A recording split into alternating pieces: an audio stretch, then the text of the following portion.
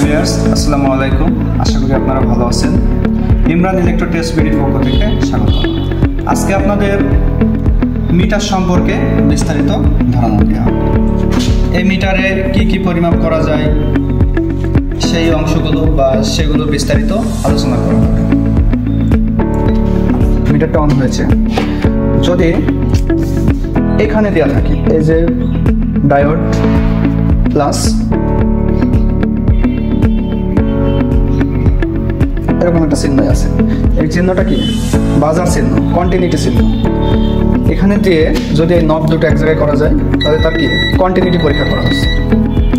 যদি আবারও ডায়োডের চিহ্নটা আছে, যদি ডায়োডে পরীক্ষা করতে হয় তাহলে আমাদের এখানে 1 সেকেন্ড ধরে থাকলে কি লাইটটা আসবে, আমরা লাইটটাও দেখতে পাবো। এই হোল্ড লেখা আছে, হোল্ড, এখানে যদি 1 সেকেন্ড চেপে ধরেন তাহলে কি লাইটটা জ্বলবে।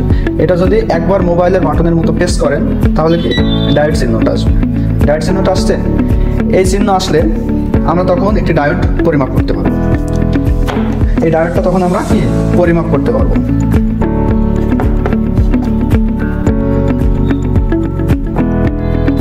তারপরে এখানে কি আছে ওহম চিহ্ন, এই যে ওহম চিহ্ন, এখানে কি করতে পারবো আমরা রেজিস্টার পরিমাপ করতে পারবো।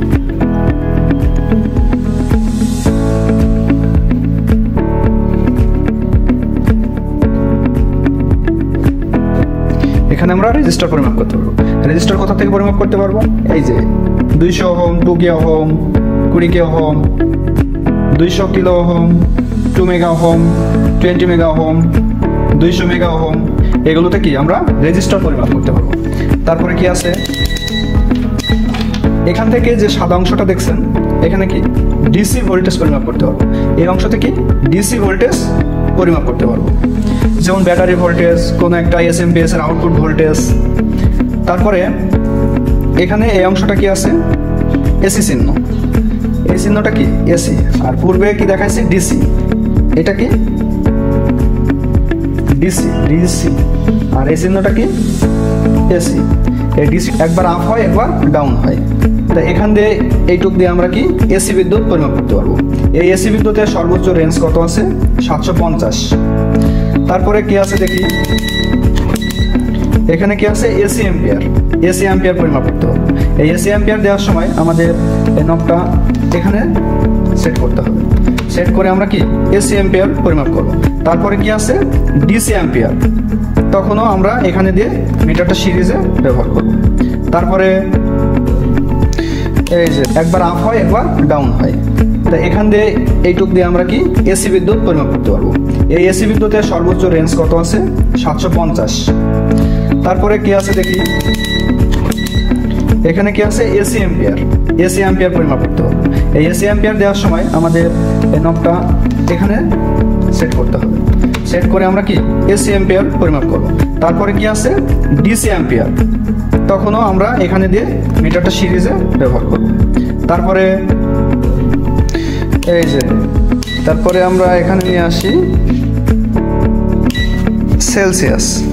এই যে আজকে কত ডিগ্রি সেলসিয়াস 25 ডিগ্রি সেলসিয়াস, এখানে দিয়ে আমরা আজকের তাপমাত্রা পরিমাপ করতে পারবো। তারপরে এখানে আছে কি মাইক্রোফ্যারাড, এই যে মাইক্রোফ্যারাড, এখানে দিয়ে আমরা ক্যাপাসিটর পরিমাপ করতে পারবো।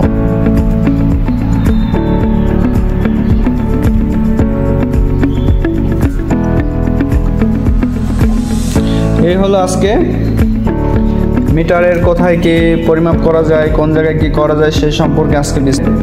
তারপরে আমরা এখানে নিয়ে আসি সেলসিয়াস। এই যে আজকে কত ডিগ্রি সেলসিয়াস 25 ডিগ্রি সেলসিয়াস, এখানে দিয়ে আমরা আজকের তাপমাত্রা পরিমাপ করতে পারবো। তারপরে এখানে আছে কি মাইক্রোফ্যারাড, এই যে মাইক্রোফ্যারাড, এখানে দিয়ে আমরা ক্যাপাসিটর পরিমাপ করতে পারবো।